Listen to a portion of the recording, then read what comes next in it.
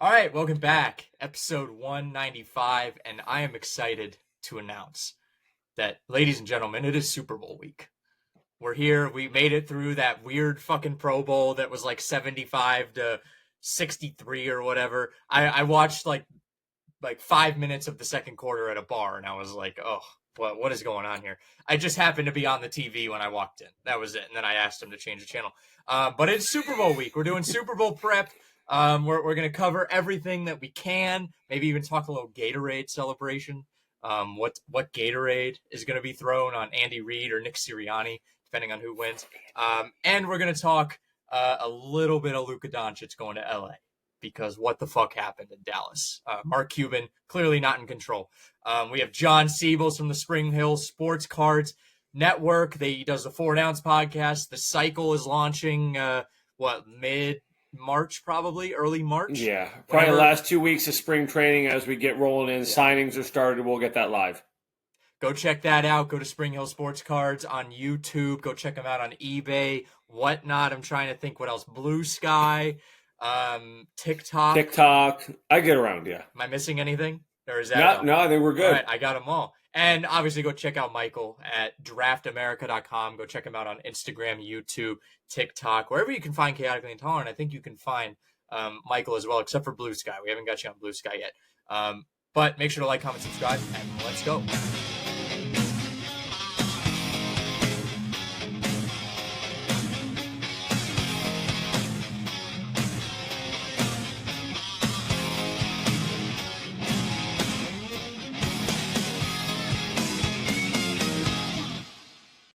All right, boys, before we get into the Super Bowl talk, we got to talk about Luka. The Dallas Mavericks are either they're tanking so they can move or Adam Silver forced to trade so the Lakers can be relevant again. I don't know what happened. John, you're the NBA guy here. Tell me what the fuck just happened. So first off, I'm going to need like facial reconstructive surgery from how hard my jaw hit the floor when I saw that. We were talking off the pod.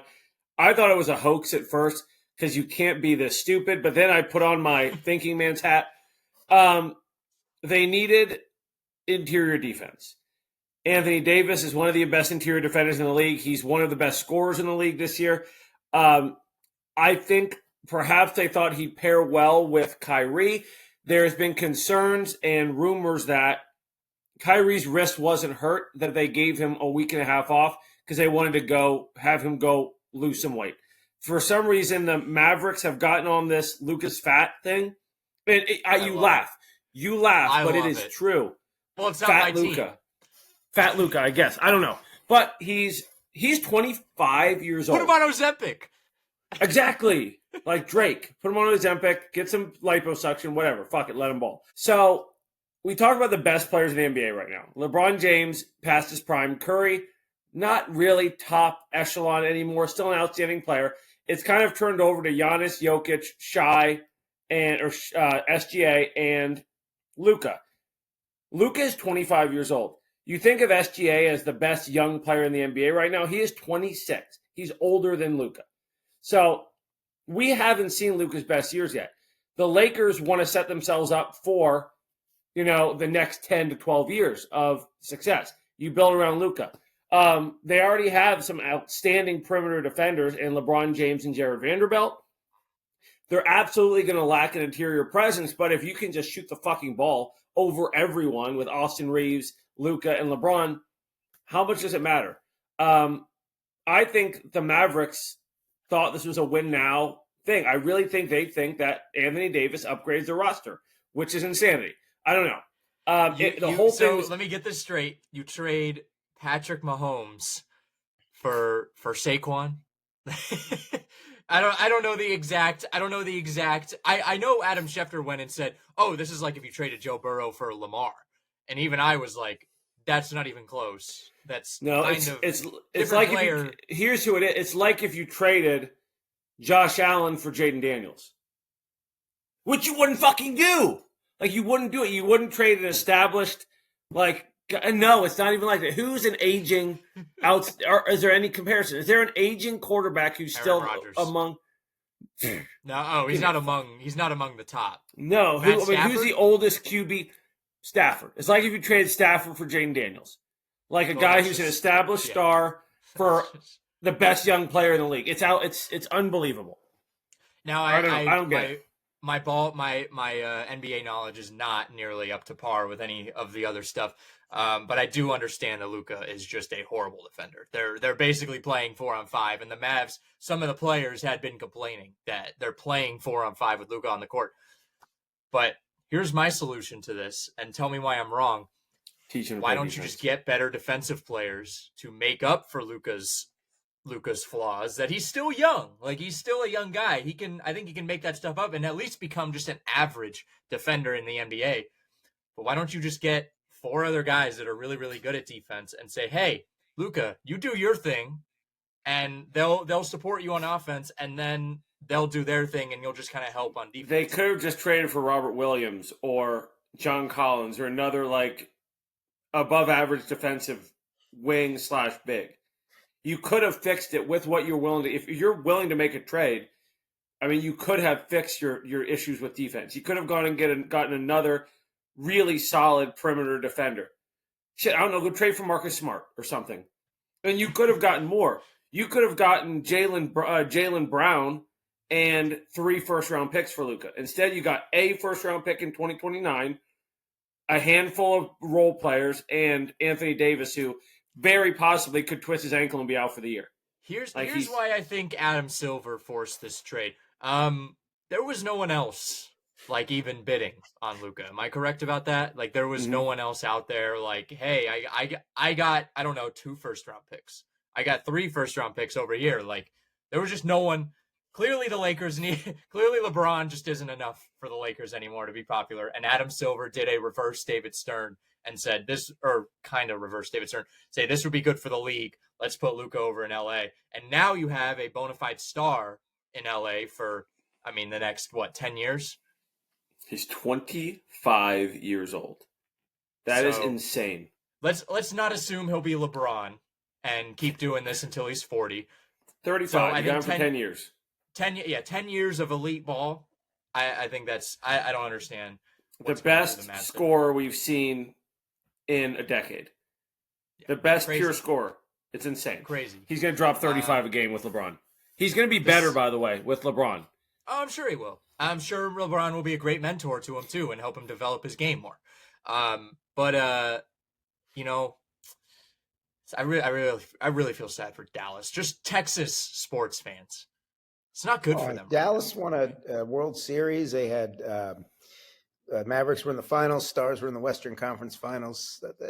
Dallas is doing okay besides the Cowboys. Well, you got the Texans who are just eh. Doesn't even count. I'm just talking about Texas in general. Texas. Well, the Astros won a World Series a couple of years ago too. So the last 2 American League World Series winning teams are from the state of Texas. So I care. They kind of won a World Series. I noticed you say Jason Tatum in there. Celtics Cavaliers. I got on here. So one of the few games I'm going to be like, I'm going to watch. But I don't know. I think the Lakers will be better with it, but I don't think you could put them in the echelon of Boston or even Cleveland or Oklahoma City. Not right now. Yeah, I think they did set themselves up for a very bright future, though. We got to see how it plays out this season. Yeah, Serafino Diaz also gave us a great article the night it happened, or like the night after. So go check that out at Go, Serafino. You can also just hear me and Michael's NBA knowledge just oozing out of us as we're talking about this. Well, let's move to the thing we're best at. Let's move to football. The Super Bowl. We got the bad matchup first off. I think even like Kansas City and Washington would have been a little better than just a repeat of what we had. But hey, we're here. It's the 2 best teams in the NFL facing off. What I like to do is I like to go back to week 1 and compare everything that happened in week 1 and then just look at, how we view the league now. So Isaiah Likely had the, toe just off the end line or just out of bounds basically at the end of the game on Thursday night. We had the Brazil game. Remember the Brazil game? Just horrible field. Saquon, like the coming of Saquon, where everyone was like, oh, this guy is just a really fucking good running back. And the Giants, well, John Mara isn't sleeping at night. literally. You had a Justin Fields-led Steelers team take down Kirk Cousins and the Falcons 18-10 in a stinker. Jump in if you guys have any comments on this, or even if you remember these games. The Bills struggled with the Cardinals. Caleb Williams picked up his first win as a Bear. The Bears were undefeated as well. I don't think I think I rarely ever say that. What a run they went on in my life. What a run! 4-2. I would say when I think about the Chiefs week 1, watching that game, and I think at the time it was like it kind of kicked off this stretch of games where everyone felt like the Chiefs were really lucky. But I remember watching that game and thinking like, but I mean, it's the Ravens and the Chiefs. They're not going to. No one's expecting the Chiefs to win that game 31-10. You figured it was going to play out the way it did, and just all these things I know with the Chiefs get magnified because they play close games. If the Chiefs were winning kind of the way they did, in the playoffs in 2019 or even 2022 to an extent, it's like, so I think that's where that comes in. And Philly, what was interesting was like 2 years ago, they're this dominant team that gets stopped in the Super Bowl by the Chiefs. Then last year, they were the most dominant team up until Thanksgiving. They were the team. They beat the Chiefs in Kansas City. And they ate too much turkey and they just fell asleep on it. Right. And I didn't realize that was the first time that the Eagles beat Andy Reid, I think in 5 tries in that game. It was a Monday night game. Yep. And I think it was after, then they played the Bills the next week. After that, they had that horrific stretch, and it led to them getting all of these reinforcements, both Barkley and then through the draft, and they've remade themselves, and they have the top ranked defense, right, coming into this game. And don't forget as well, in that Chiefs game, I'm pretty sure it was Rashid Rice dropped the game winner, like at the goal line. Like it was Patrick Mahomes he fucking launched one deep. It was a perfect pass under pressure, and Rashid Rice just couldn't haul it in.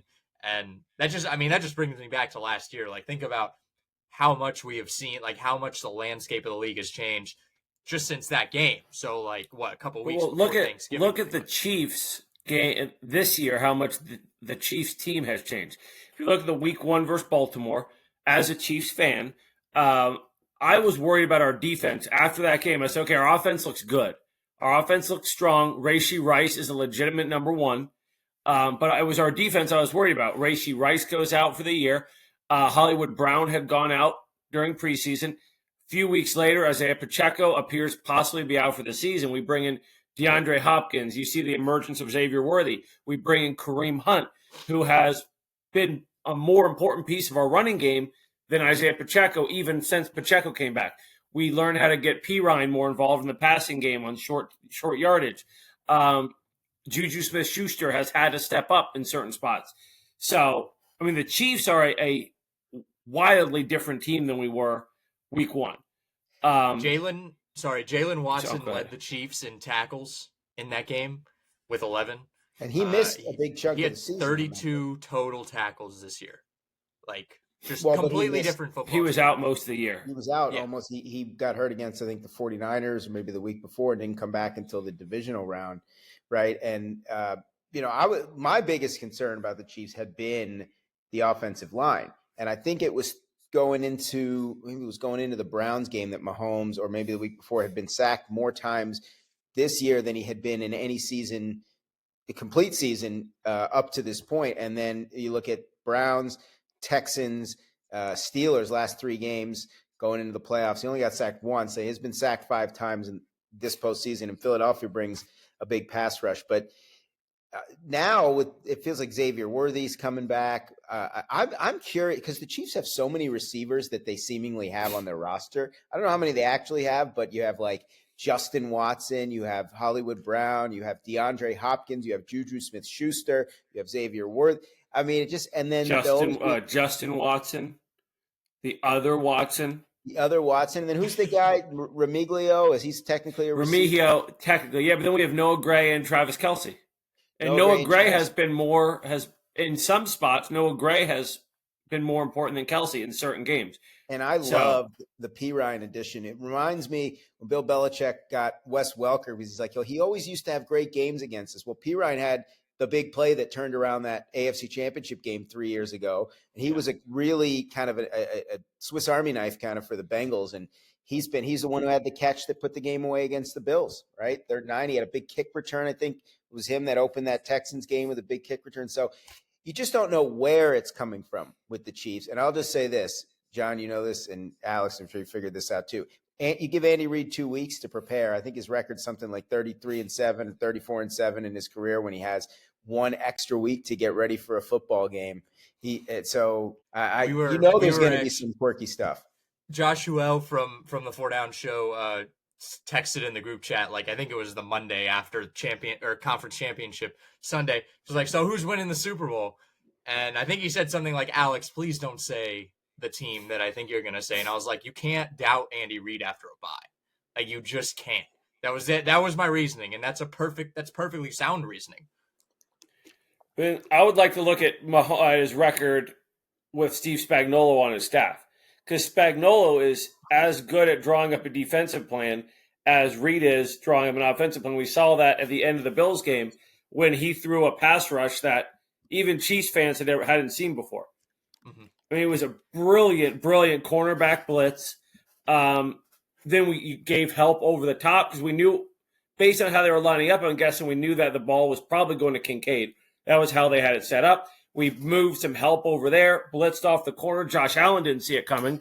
And Kincaid ended up trying to catch the ball sort of in a sea of Chiefs defenders. And luckily he dropped it. He had a good shot at that ball.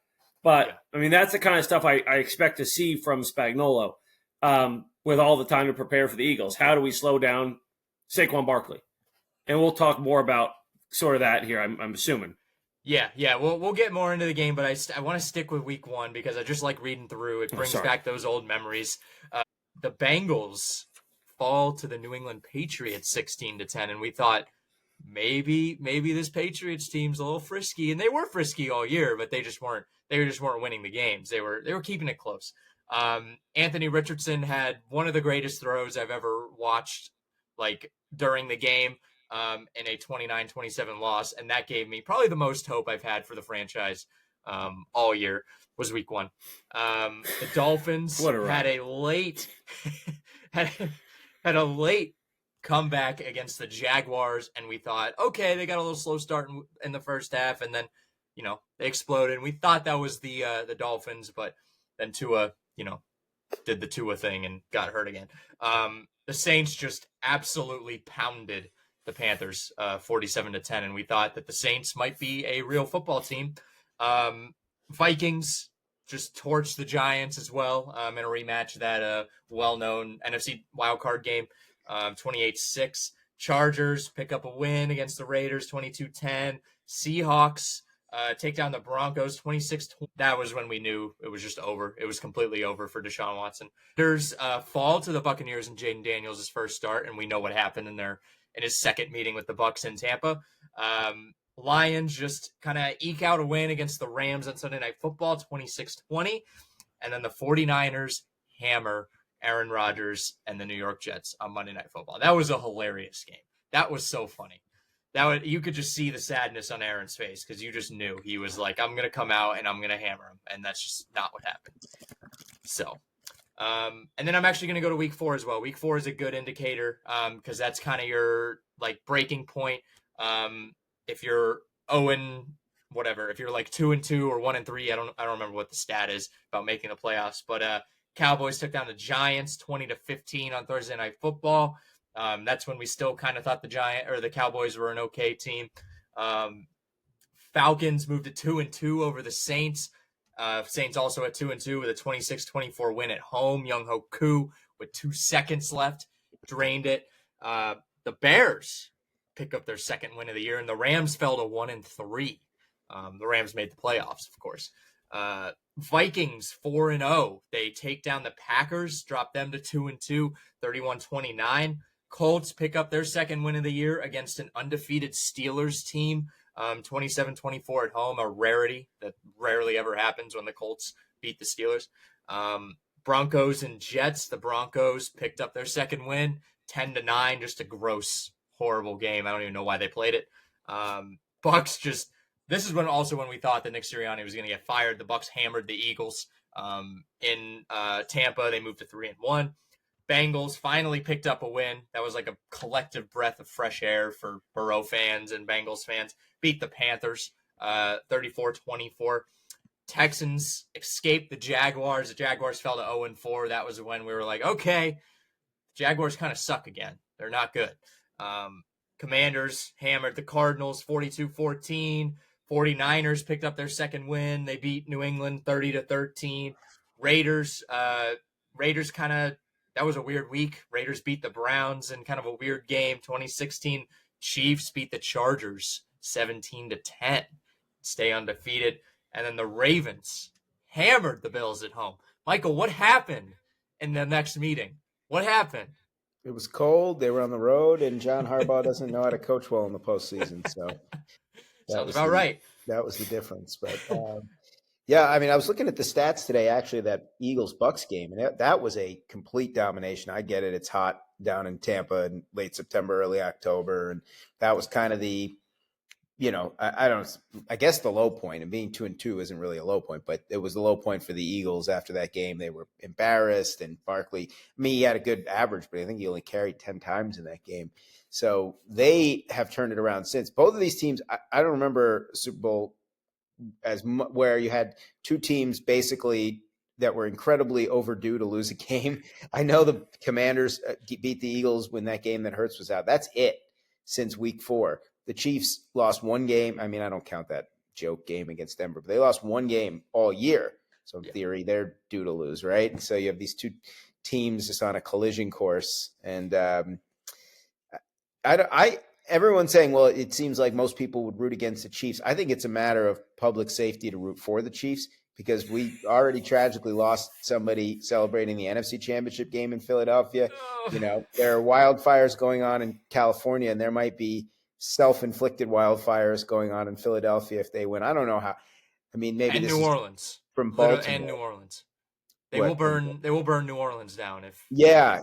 New Orleans already had unfortunately a travesty earlier this year. So I was going to say the news story that came out about them, about the Saints too. Not good. It's not a good time to be in New Orleans. I don't know if you saw that. They had something to do with the Catholic Church sexual assault thing. We won't get into that, but not good PR. Obviously tragic event that happened. When was that? December? Must have been, yeah. Was that December? Time fairly flies. Recent. Yeah. My logic is also this: if you say you don't want to see the three-peat. I mean, the Chiefs are already here; they're already in their 5th Super Bowl. What's the difference now if they win or don't? Right? They're already there. You got to see Patrick Mahomes fucking wearing his ring, sounding like Kermit for the next 9 months, pretty much. That I don't want. I don't want to see that. But we're used to it. It's been a few years of Patrick Mahomes wearing rings. I texted one of my soon-to-be cousin-in-law who just had a baby, and I said, you got to talk to your new kid and tell him the plan because my son has not lived a day where the Kansas City Chiefs are not the reigning Super Bowl champions. And he is almost 2. Dude. That's disgusting. Well, they made a point. They said that every member of the Chiefs 2022 draft class has not experienced not making a Super Bowl and possibly not winning a Super Bowl.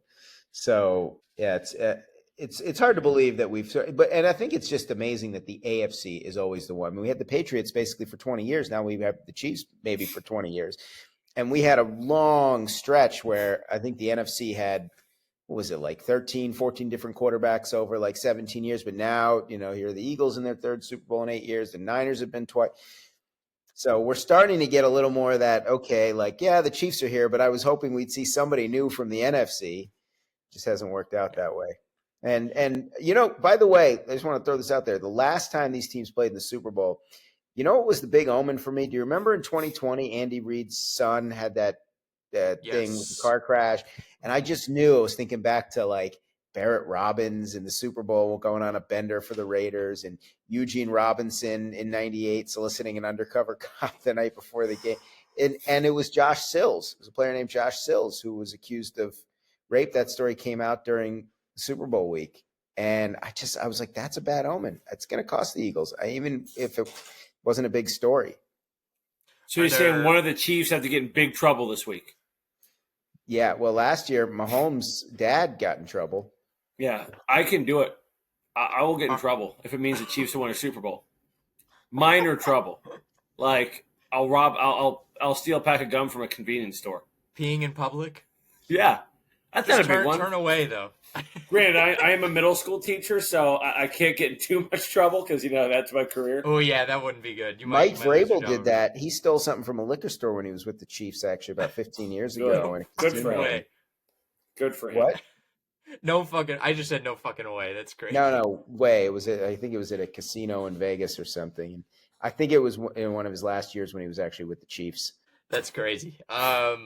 All right, and then the Monday night games I did miss. Titans beat the Dolphins 31-12. I think that was directly after Tua's injury because Huntley was the leading passer in that game. He was 14 for 22 for 96 yards, the leading passer in that game. And then the Lions also beat the Seahawks 42-29. That was when we knew the Seahawks were probably frauds too. I just like to do a little flashback, just get it fresh in your mind again. So give me a key to victory for the Philadelphia Eagles. I don't give keys to victory to other teams. He can do the Eagles. I'll do the Chiefs.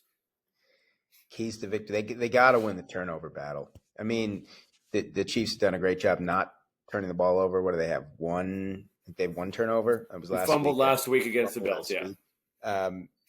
What I find amazing is that the Eagles lost the game in which they forced 5 turnovers. That game against Washington, they actually forced 5 turnovers and lost. They have to win the turnover battle. I think Jalen Hurts running the ball effectively. If he's stationary, if he's getting sacked, and all the run yards are going to come from Barkley, I don't think that bodes well for Philly. And I would say just pressuring and hitting Mahomes, rattling the Chiefs' offense, because I don't think the Chiefs can beat the Eagles with their run game. It hasn't been the case all year, so I would say those are the 3 biggest things for Philly. I want to add Cooper DeJean. Cooper DeJean, coming out of the draft, he was kind of seen as a weak guy in the slot, and he got thrown in there, and he has shown all year that he is a great defender in the slot. And guess who's in the slot this week? Who's going to be dominating that? Travis motherfucking Kelce. Travis Kelce, I think, is the key here, and it's going to rest on Cooper's shoulders. If he struggles against Travis, I think that's going to be it. I think that's how you beat the Chiefs. You got to lock down that number 1 guy in Kelce. I know there's other guys that can do it. That you have other guys that statistically, maybe are more impactful. But Travis, I think, is the guy. He is the aura around the team. He is the energy around the team. And if you can hold him down, that's the way to stop him. That's the way to keep him out of it. John, give me a key to victory for the Kansas City Chiefs. I got 2. So on the defensive side of the ball, you're not going to stop Saquon Barkley. I'm not going to spin some fairy tale that if we stop Saquon Barkley, can't stop him. You can slow him down because you've got 2 choices. One, you can try to stop him at the line of scrimmage, and he's going to get around, and then you're trying to solo tackle him in open space. It's just not going to happen. I am willing to give up some 5, 6, 15-yard runs to this guy as long as he's not going for 55, 60 yard touchdowns, because that breaks the back and the morale of a defense. If you can, in the biggest spots, put them in 3rd and 6, 3rd and 7, and force Jalen Hurts to be a passer, then you're doing okay on defense. On the offensive side of the ball, one, Cooper DeJean is not stopping Travis Kelce. It's been shown time and time again, putting a cornerback on Kelce one-on-one is never going to work because even if they're quick enough, they're not strong enough. I want to see who else steps up in big spots. Last week, it was Juju Smith-Schuster with 2 30-plus yard receptions to get us first downs, help us move the ball down the field quickly. This week, it could be DeAndre Hopkins. It could be Xavier Worthy making 1 or 2 huge plays. Obviously, we are going to lean heavily on Travis Kelce with this Eagles defense, which is incredibly strong, especially against the run. But who else gets involved around Travis Kelce? So can you force the Eagles on 3rd downs to pass the ball instead of run the ball? 2, can you get some contributions around Travis Kelce and allow him to get one-on-one against DeJean? One thing I want to see from Andy Reid is I want to see them get tricky. I want to see the Kansas City Chiefs get tricky. I also want to see that with Philly because I think they have a lot of unique talent on their team on offense, and I think you can get really creative with that. And this is where you empty the playbook. Now, I think this was culminating too. This has been culminating over the past few years. Eagles have just been thinking and thinking and thinking about that holding call. What was it? Was that on C.J. Gardner-Johnson in the Super Bowl a couple years ago? I think so. Yeah. They're thinking about it, and I really want to see him. Bradbury, that's who it was. Bradbury. They're thinking about that holding call. They've been thinking about that Super Bowl all year. I know they are excited. And Andy Reid always draws up something crazy, something wild, and it just always works because it's the fucking Chiefs. But I want to see them dig deep into the playbook. Maybe another Philly special, maybe a Kansas City special. I don't know. Mahomes can't catch a fucking pass, man. Come on. He can't even quarterback sneak, dude. Remember when Brady tried to do it? They threw it down the sideline and he just kind of stumbled and fell really sadly. It was the same game. Yeah. They did try it. Yeah. What an interesting dichotomy of two quarterbacks. One can catch a pass, one fucking can't. One can catch and Nick Foles and Tom Brady can't fucking catch. It's hilarious. But that's why Nick Foles is the GOAT. And then I guess adding on to that, I did referencing C.J. Gardner-Johnson. I do want to see that matchup between him and Worthy. You have to sick him on Xavier Worthy. C.J. Gardner-Johnson has been a monster all year, and Xavier Worthy, besides Travis Kelce, he's that kind of big play creator. We saw it in the AFC title game against Buffalo. He had that 30-yard touchdown run, just kind of little dump off, and he just goes he's a fucking unstoppable monster when you let him loose. And if anyone's going to stop him, it's going to be C.J. Gardner-Johnson. What I want to see as far as trick plays, if I can make a trick play prediction, my three favorite weapons the Chiefs have are obviously Travis Kelce. I love Noah Gray, and I love Xavier Worthy. I want to see two tight ends and Xavier Worthy. What can they do with that? I mean, can they move Xavier Worthy in motion, fake jet sweep, try to see what the defense is setting up, and then those two tight ends, especially in short yardage situations, goal line stuff. I want to see us utilize both tight ends and Xavier Worthy in a way we haven't seen before. Much like the last time we played the Eagles in the Super Bowl, we ran the same play, two different sides. Motion, threw the defense off, guy wide open, 2 yards short of the end zone. So I'm interested to see what we can do with Worthy. Yeah, I want to see the receivers be involved in some end arounds. That was in that first Ravens game. That's what they did. They showed off Worthy's speed. That's where the Chiefs, they're not as proficient at getting the ball down the field vertically. They're really good at running kind of crossers, and they have a lot of speed. They have to figure out a way to utilize that speed. And they have to open up their run game a little bit. I mean, I never would have expected in a million years that Kareem Hunt would be the featured back with a healthy Isaiah Pacheco. He hasn't looked like that same angry runner that we've seen not healthy. Years. I think he's not healthy. Yeah, I think it maybe part of it's physical and maybe part of it's mental. Running back goes through his first major injury, and of course you break your leg. You're a running back. You need your legs. Tom Brady came back in 2009 after a torn ACL, wasn't the same, and then a year later was MVP. So it takes these guys a little time to get over that. I mean, Kareem Hunt has run well. I don't know how much they're going to really lean on him, but I'd like to see Mahomes run. We know Hurts is going to run. We know he wants to run. Mahomes always seems to save his biggest runs for the biggest moments. I think about that run in the championship game against Tennessee a few years ago where he kind of spun at the goal line, that one. And, obviously had the big 4th down run last year and the little, kind of curls around and then has that big run to keep that winning drive going. So I think they'll last week. That. What's that? 2 rushing touchdowns last week. And 2 rushing. And one of them was a design run. Yeah. So, I mean, how much of that are we going to utilize? Mahomes is an efficient runner when he wants to. He's not a prolific runner, but he's a smart and efficient runner when it has to be done. And he's great at finding space. So, I agree with you there. Yeah. And they said they haven't called a lot of design runs over the years for him. But, I mean, this is the Super Bowl, right? This is going for the three-peat. I mean, we're going to see some strange stuff in this game. I'm confident. Both sides, they want to go all out. The Eagles have been thinking about this game for 2 years, and the Chiefs have had 2 weeks to prepare, and they're going up against probably the best defense they've faced all year. Both teams, I would say, it was big. It was a big deal for the Chiefs to win last week against the Bills because other than that Week 1 game against the Ravens, the Chiefs hadn't really beaten any big time teams this year. Right. And so that was my question going in. It's like, well, okay, Buffalo's now the best team that they've beaten. And then you look at Philadelphia and they haven't faced Buffalo or Kansas City or Detroit this year. Right. But their biggest win, they did beat Washington twice. They beat, right. The Rams. the Rams in the playoffs. They beat Green Bay twice. Who's Beat the So Rams they haven't twice, had a actually. difficult schedule. They haven't played anybody that's the caliber of the Chiefs. right? Not Well, even then close. both teams beat the Ravens, right? Both teams did beat the Ravens, but you're right. They haven't faced maybe the upper echelon. They didn't even beat Minnesota this year. Neither team faced Minnesota, who they stunk in the playoffs, but they won 14 games. So it's always interesting. You come into these matchups, and by the way, the last 2 years in the Super Bowl where the Chiefs have been underdogs, they've won, and now they're a very slight favorite. So, it's always weird to me. They were a slight favorite against San Francisco the first time, and they won. I don't remember a stretch of Super Bowls this many years in a row where the spreads were all this close. I mean, you remember back in like the 90s, it used to be like double digits, and we had the Patriots Rams was 14, and Patriots Giants was like 12, and now all these Super Bowls are just like almost coin flip games.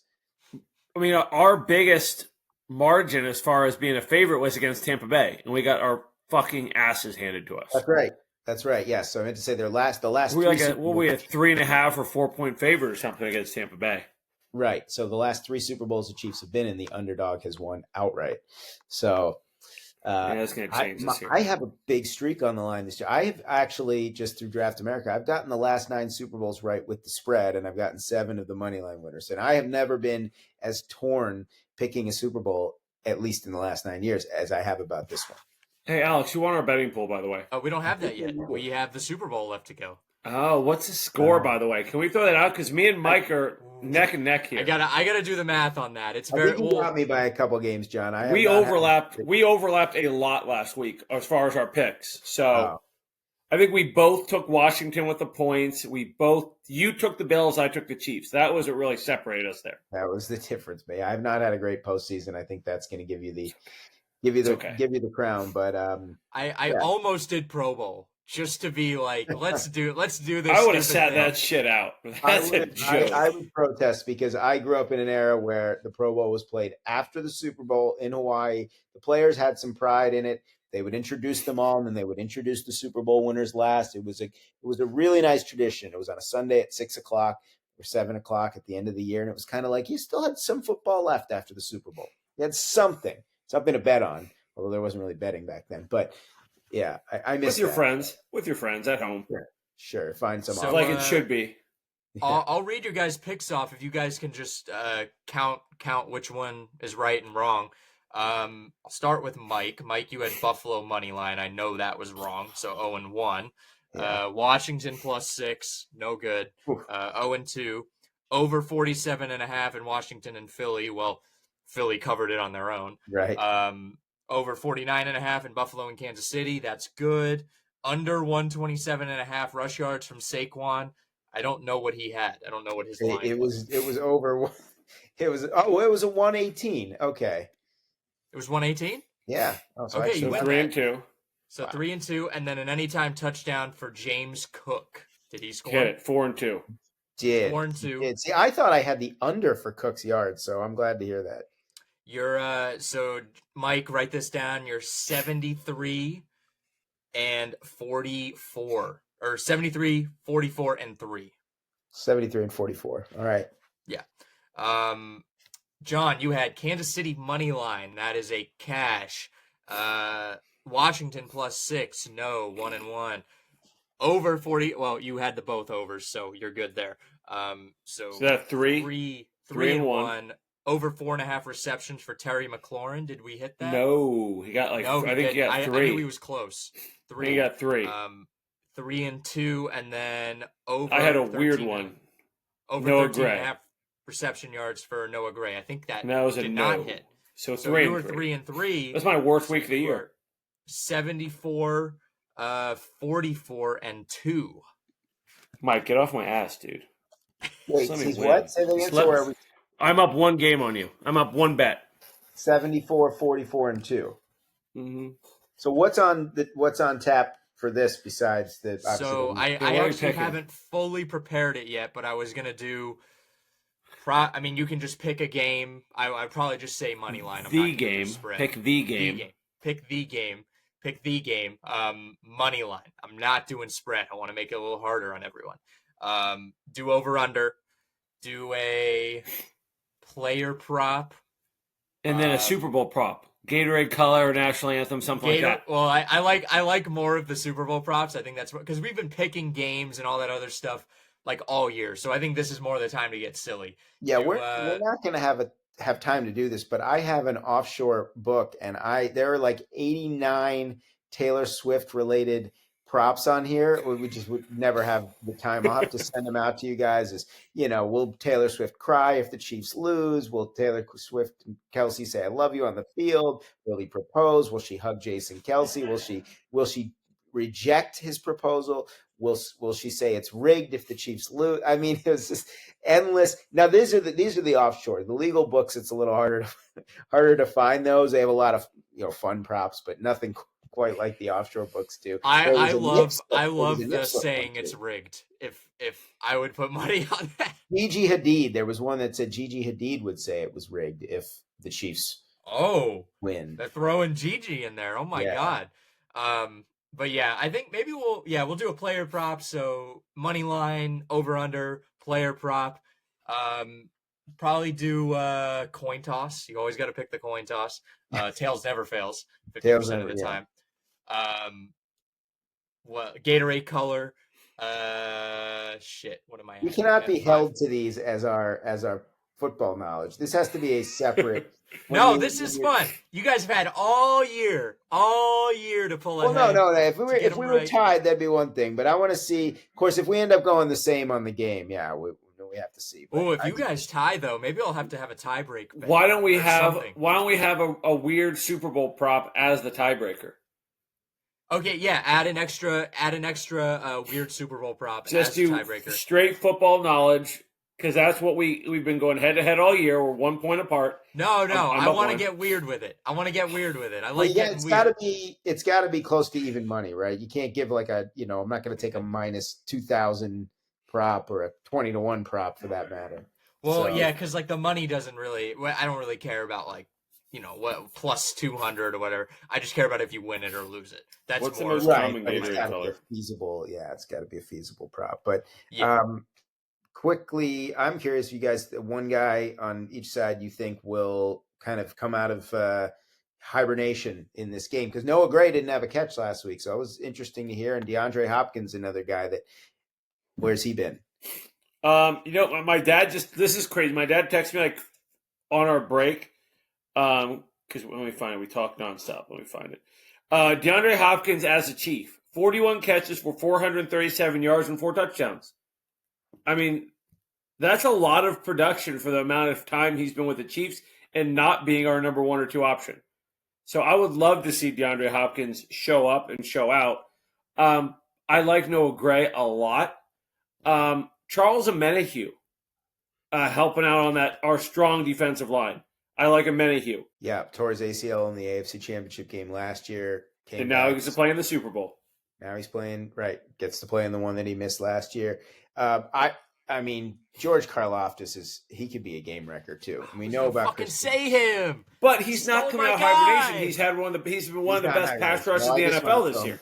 But I'd like to see Justin Reed. I just love the name, Mr. Veteran back there. He's, this is his 3rd year as a Chief, and it's his 3rd Super Bowl. Was he on the Niners when they lost to the Chiefs the first time, or was he on Houston? No, he was in Houston then. So he was actually experience losing to the Chiefs in the playoffs. He was going to be my pick for when we were talking about keys to the game. When I was talking about Saquon Barkley, Justin Reed was one of my keys to slowing down Saquon Barkley. Because if you load the lineup and try to stop him at the line with Chris Jones and those guys, Justin Reed is a pretty good insurance option over the top. So yeah, they have to figure something out. Look, they gave up 202 yards rushing to the Steelers on Christmas. Joe Mixon had some big gainers against them. James Cook was averaging over almost 7 yards a carry last week, 6-7 yards a carry. So I'm curious how Spagnuolo is going to line this up. We know he's a guy who loves to bring pressure. We think of him in terms of like great pass coverages and pass blitz packages. So what do they do to stop the run? Do they bring more guys down? Do they bring another defensive back? I'm not sure how they're going to play it, but they're going to have to do something because they have been susceptible to some big runs. I would expect them to drop back a little bit. play pass coverage over the top, which also sort of protects you from Saquon Barkley getting loose for 70. I think Karlaftis, Amenahue, and Jones are plenty on the line. I think you don't worry about stopping him at the line of scrimmage. Worry about stopping him on the edges and then in the back in the secondary. Because if Saquon Barkley gets loose in the secondary and you're trying to solo tackle him, it's game over. He's going to score a touchdown. I'm kind of torn between a couple wide receivers in Kansas City. We haven't seen much, obviously, because he's been hurt. But Hollywood Brown, I think that's one of them. And then Juju too. I think he had a big first down in the AFC Championship. 230-yard catches.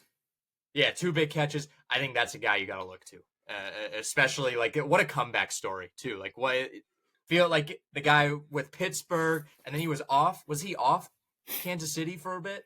Yeah, like he just kind of reappeared, right? He just kind of showed up out of nowhere. Everyone was like, he was with the Patriots. I think he just started going back to Kansas City instead, and Andy Reid was like, "All right, we'll just put you on the roster." Like he just started showing up to practice. Yeah, I don't care if they're paying me more. I don't want to be here. And it is like the perfect storyline of. So I'm going to go with Juju of the Patriot. Like they literally let a guy go to New England and then take him back, and then he maybe he's Super Bowl MVP, maybe he's just super impactful on that Super Bowl team. Because that's what the Patriots would do all the time. They literally did that with everyone. So I'm gonna go Juju. I like Juju to be pretty big in this Super Bowl. Someone give me a filled out Eagles player. Michael, I'll go with you. We talk a lot about Cooper DeJean, but Quinyon Mitchell. I mean, what an impact he's made as a rookie. I mean, I think he got maybe the 2 best cornerback tandems, right, with McDuffie and Watson for the Chiefs. Mitchell and DeJean for the Eagles. I mean, I think if depending on where Andy Reid goes, wide receivers, but I think those guys, I'll be interested to see if they shift at all if they use those guys on Travis Kelce at all. That would be, because look, Zach Ertz had a huge game numbers wise. I know the Commanders got blown out, but he had 11 catches. He was over 100 yards last week. So I would expect Andy Reid to try to utilize Kelce in a variety of different roles, which then could shift what the Eagles do defensively. But I think the Eagles' offensive line, they got to hold up. They got to, we know Kansas City's pass rush blitz packages. So who was the guy that was hurt last week? Was it Dickerson was playing hurt? So how healthy is he going to be? I cannot remember, honestly. I can't remember who was playing hurt last year. Philly, I kind of want to go. I want to go with like a cornerback. I mean, Quinyon Mitchell was obviously one of them I'm looking at because I think you're going to see them. You're going to see them pressure Mahomes a lot more because their offensive line is probably, I would say, the most valuable part of their offense.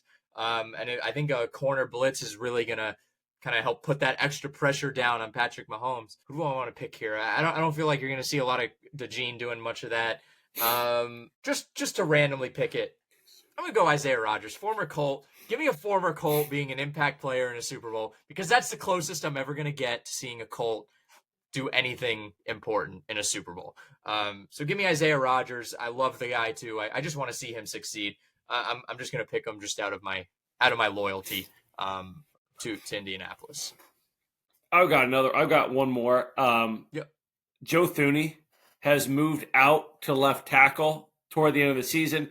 We had Kingsley Suamatea and Wanya Morris awful in that spot. Thuney moving from guard to tackle has been one of the best left tackles in the game over the past few weeks. So we've talked about the Chiefs' offensive line struggling. This is not that same offensive line.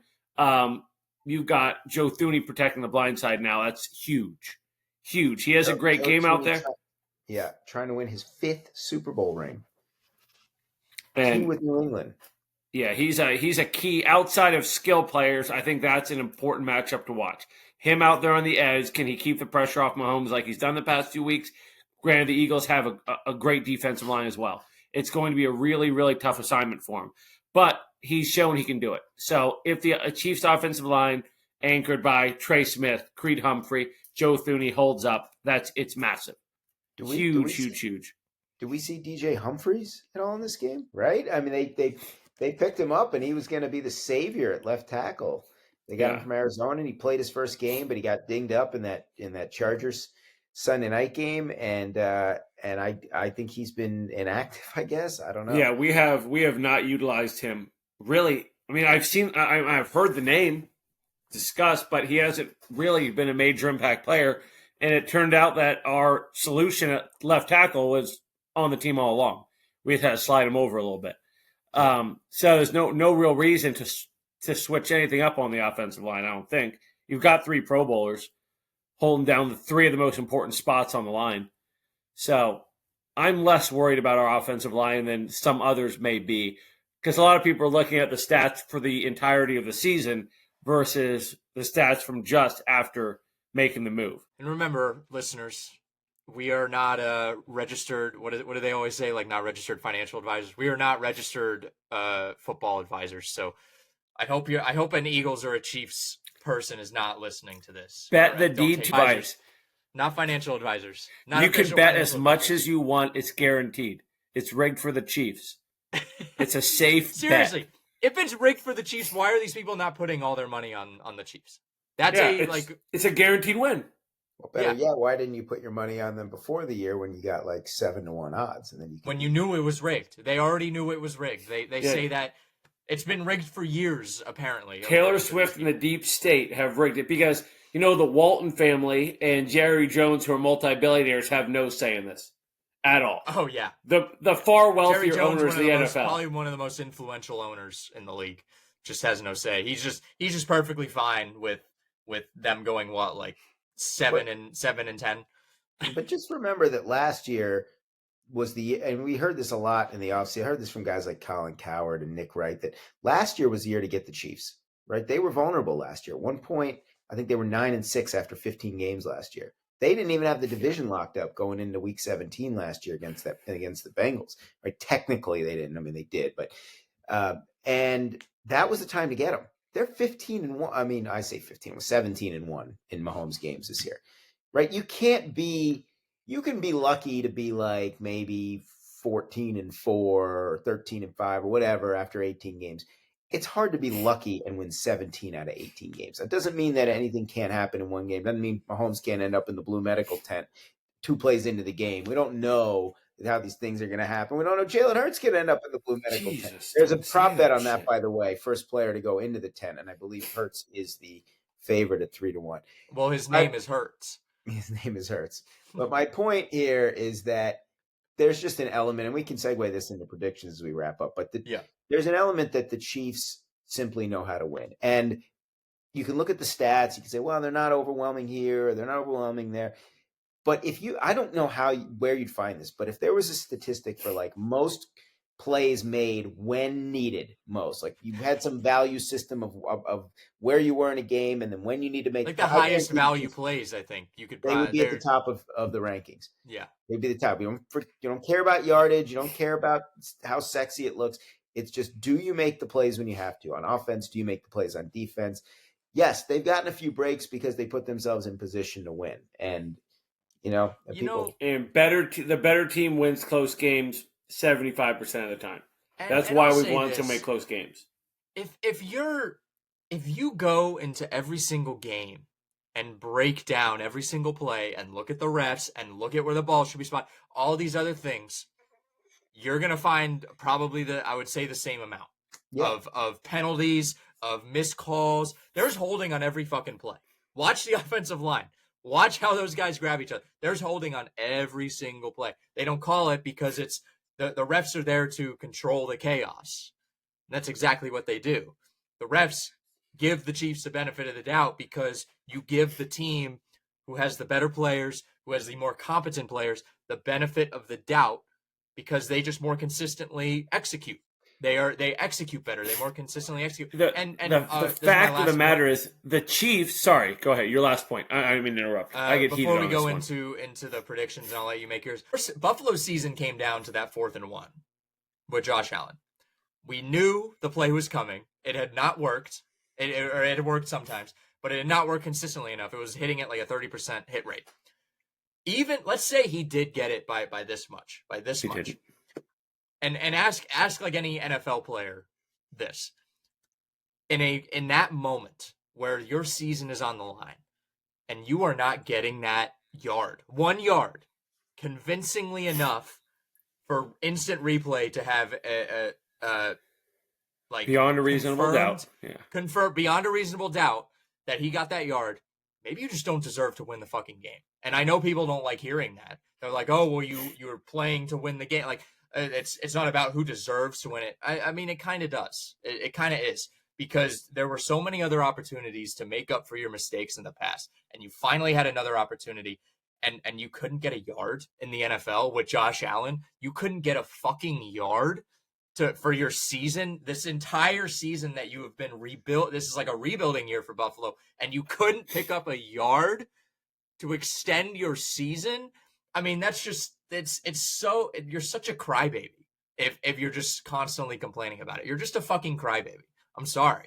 Like, it happened to the Colts last year against Cleveland. There was a phantom pass interference that lost us the game. Am I sitting here saying it's rigged for the Cleveland Browns? It's definitely not rigged for the Cleveland Browns. It might be rigged against the Cleveland Browns. Let's be honest. I mean, that Chiefs, what was it, the AFC divisional? Was that the divisional or the AFC championship game? 2 years ago? Yeah, the helmet to helmet that. Yeah, but they couldn't even stop Chad Henne. So shut the fuck up, dude. Well, the helmet to helmet. You might say if a close call, did the refs maybe give a slight edge to the better teams in the close calls? Maybe. It's like if Shohei Ohtani takes a pitch versus a guy that just got called up from the minors, the umpire might say, yeah, Ohtani has a better sense of what the strike zone is than this kid that just got called up. Maybe that does happen from here, time to time, but you got to make more plays.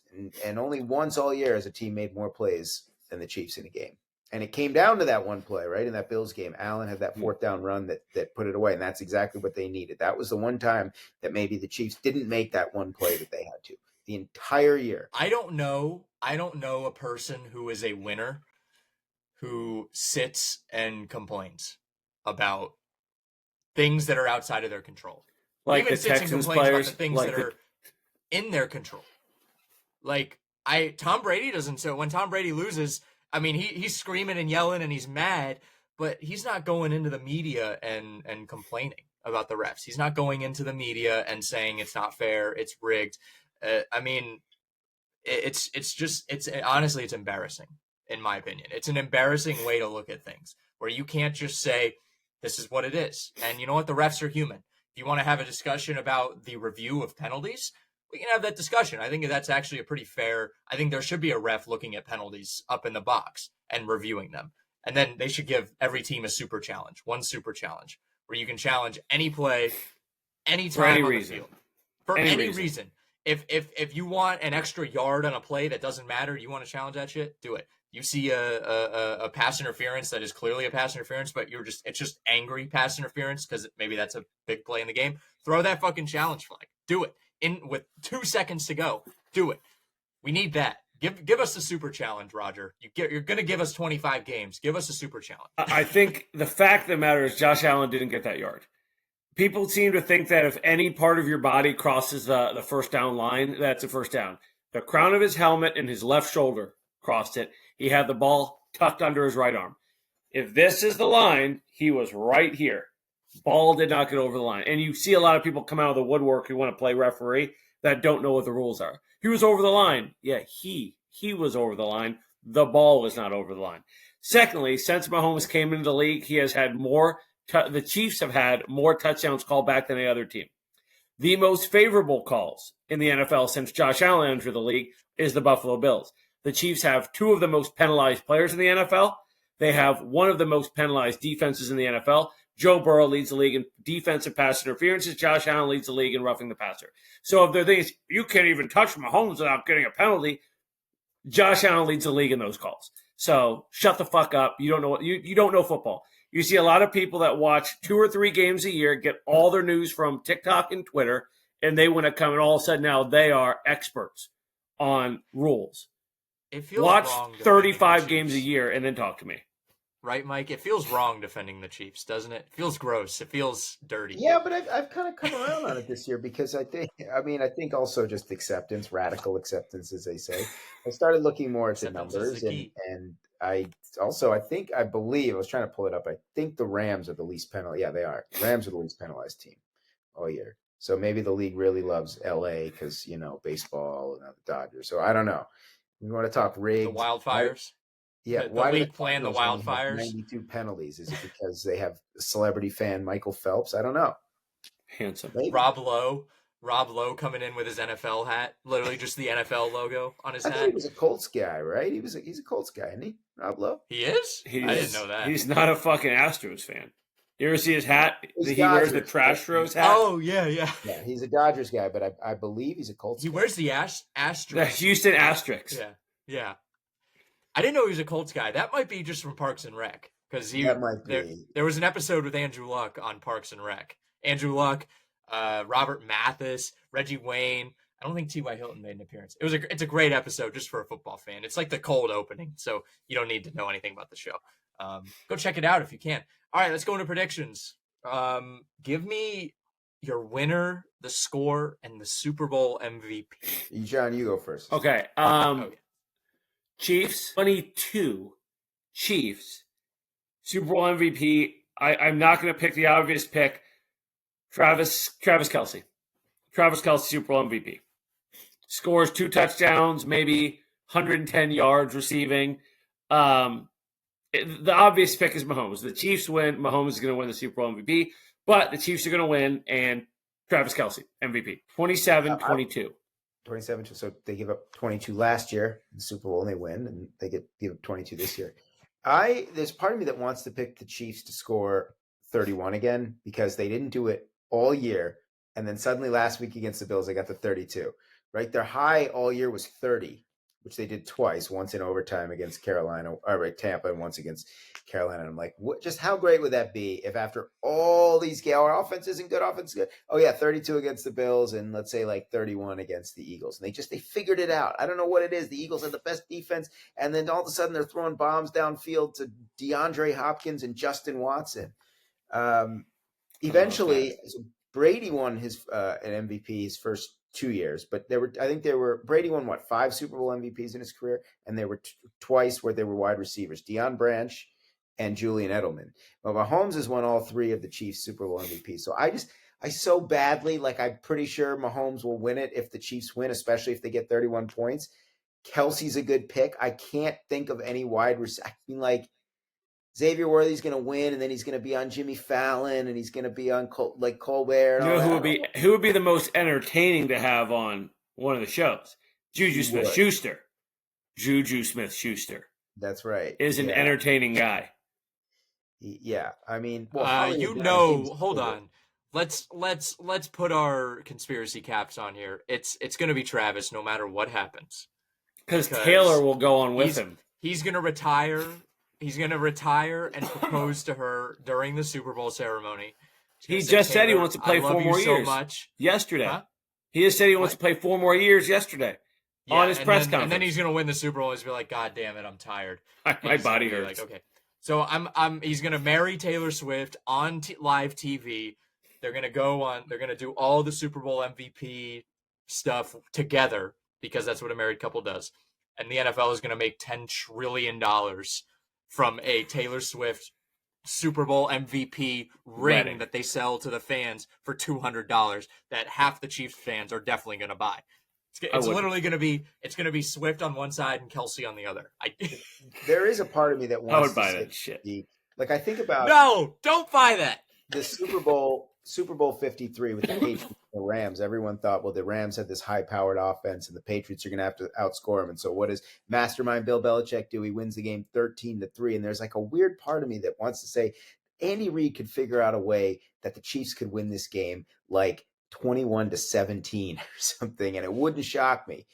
I'm just going to say more points because I think I want to see it, and I think it'd be cool for the Chiefs to actually just finish with their 2 highest point totals in the 2 biggest games of the year. And I'll be boring, and I'll say 31-24 and have Mahomes as the MVP. And I had at the last minute, I changed from 38-35 in the last Super Bowl to 31-27. But I did still put $1 on it at 80-1 just for your kids out there. There are success stories, and of course, it didn't count for the other $80 I lost. But yeah, I'll go 31-24. But I'm with you, John. I really think there's a good chance we could see Kelsey do it. I wouldn't be shocked if we see like Xavier Worthy or Hollywood Brown. Just every few years you get a Malcolm Smith winning Super Bowl MVP, a Dexter Jackson. I mean, Von Miller. What defensive player? What defensive player? If it was gonna, let's say the game was 17-12. What defensive player wins it? Both teams. Chris Jones Is the obvious. He's due for one. He's the Karlaftis. I would say Karlaftis. Karlaftis. I would say Karlaftis.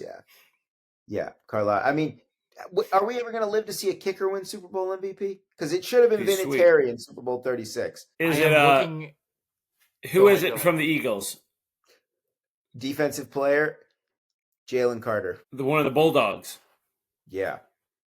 And he is a Bulldog out there, man. He is ferocious. How the fuck did we let him fall to Philly?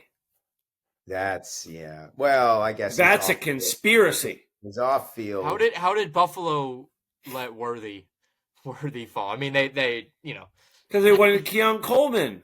I mean, Keon Coleman's a great receiver, but he's no Xavier Worthy. Yeah. The last time we got a defensive player was Von Miller as Super Bowl MVP in Super Bowl 50.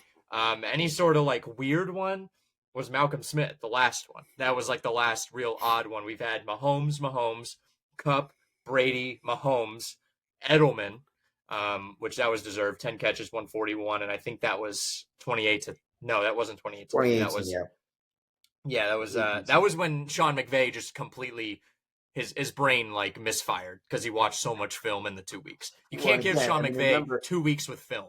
He'll go crazy. They won the AFC Championship game 37-31 in overtime over Mahomes, and then they go in against the Rams. They win 13-3, and that was always a staple of the Patriots. Is like 1 week it could have been an amazing offensive game plan, the next it's an amazing defensive game plan, and so that. I don't know if Matt Nagy will have an amazing game plan. I'd be more likely to see it out of Spagnuolo, but Matt Nagy can't put together an amazing game plan. He's the worst offensive coordinator in the league. Dude is... The enemy just got hired by, who was it? Is it running UCLA or something? The reason he was the head coach. I thought he was the head coach in UCLA. He's going to the NFL, I thought. We need him back. Where was Bieniemy going? I'm going to look this shit up. Hold on, I gotta look at this. I gotta find this shit. Running backs coach for the Chicago Bears. That's right. Well, he was one of the best.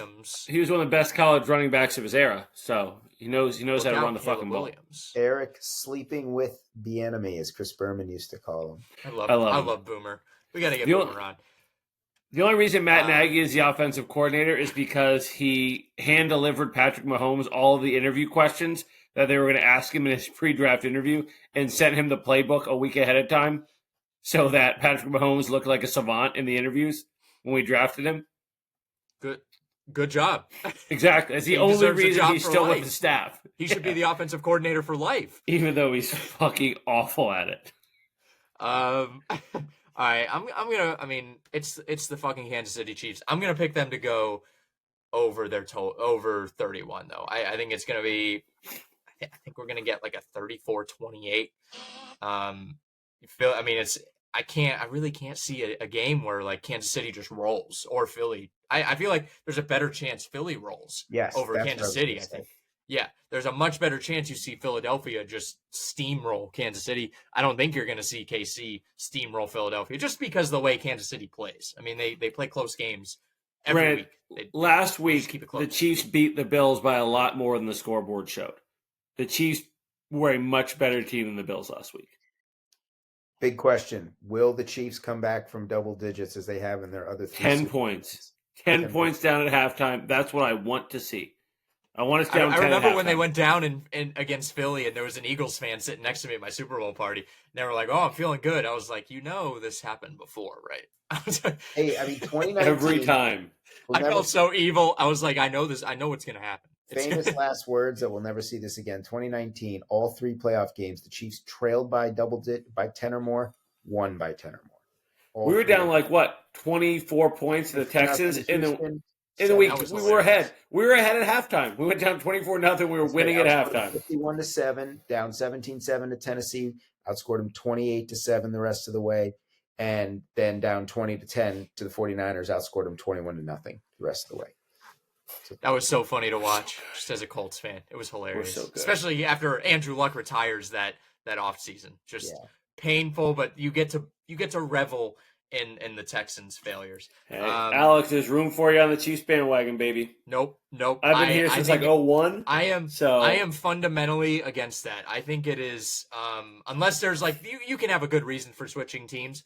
I think it's a character flaw if you're just like, oh, they're losing, so I'm gonna switch because it doesn't mean anything. Sports fandom means nothing. And you still can't stick by someone in their bad times. That's what it is. I mean, even if it means nothing, you can't stick by him. I think it's a character flaw. Maybe that's just me. But yeah, I'm going Kansas City. I'm going 30. Did I say 30? 34-28. 34-28. Give me Juju as the MVP. I picked him as the guy to show out. Give me Juju.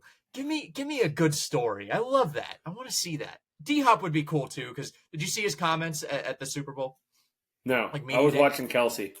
He was talking about like, hey, he was talking about like poor kids because he grew up, not fortunate, not financially unstable. Is his mom the one that got attacked by acid and was blinded? Yes. Really fucking crazy story. But he basically just said like, look at me, like I'm someone who came from a really not good situation. Now I'm playing in the Super Bowl. Like, you can like all the kids should use that as inspiration. That's not the direct quote, but that was the gist of it. Like, use me as inspiration to follow your dreams and just don't give up, because there was a lot of times I wanted to give up. Really just great story. Love, I didn't really like D-Hop in Houston, but that was just more as a competitive thing, but seems like a pretty cool guy. So yeah, give me Juju, but if not, give me D-Hop. I want to see D-Hop. I will be wearing my DeAndre Hopkins jersey on Sunday, so. Texans jersey? No, I bought a Chiefs DeAndre Hopkins jersey this season when he came over. It feels like an eternity that DeAndre Hopkins was on the Texans. I'm serious. Like, it feels like a lifetime. When I think about it, I'm like, man, he actually did play for the Texans at one point in his career. Wasted his career. Wasted his best years. Yeah. Well, mid-season, I'm trying to remember. They picked up Kadarius Toney, who was big in the Super Bowl a couple of years ago. I know he sucked otherwise, but obviously had a big game in that Super Bowl. They picked up Hopkins. Who did they pick up someone last year? I feel like picked up Juju. Juju. Partway through the year, yeah. We brought him back. They do this. They bring these guys back mid-season, and then, I don't know, I just have a feeling we are going to see Hopkins have some big play. I don't know, a big touchdown or just a key first down. He's going to do something. So he just has to. That's why they traded for him. It's time for Andy Reid and Brett Veach to just flex their muscles again. Yeah. All right, I think that's a great place to stop. Ladies and gentlemen, we have one game ahead of us. It's sad, but it's happy too. The Super Bowl Sunday is awesome. I think I talked about this day at the beginning of the season when you wake up that Monday morning and it's just, obviously you have baseball ahead, but just as a football fan, you look ahead and you have the summer and you have the spring. It's my favorite day of the year, baby. You have a long. The smell of baseball is in the air. It is. I actually drove past the Rays spring training stadium in Port Charlotte the other day, which I was like, oh, look at that. It's coming. But in my football mind, I look at it and I see this long summer ahead and just like to reflect. But when you're waking up, just remember to appreciate all the football that we had, all the awesome games that we got to see, all the bitching and moaning about Patrick Mahomes. God, I'm going to be happy when that's over, honestly. It's exhausting to hear people just complaining. I'd rather just hear people be happy and talk about positive things, I guess, but that's the internet. We got one game to go, guys. Bittersweet. All right, John, this is a marathon. Thank you for joining. Your shows are like 20 minutes. This was an hour and 20 minutes. That's hilarious. Thank you for joining. Go check him out. Spring Hill Sports Cards on TikTok, YouTube, Instagram, Blue Sky, whatnot, eBay, and that's it. Go check Not out. on Instagram. Not on Instagram anymore. Yes, not on Instagram, not on Threads. Go check out Michael over at Draft America. You can check him out at draftamerica.com. All his socials, and then check us out. You know where we are. You're listening to the show on our channel. Make sure to like, comment, subscribe, and happy Super Bowl Sunday. Happy Super Bowl week, people. See you next week. Chiefs by a million.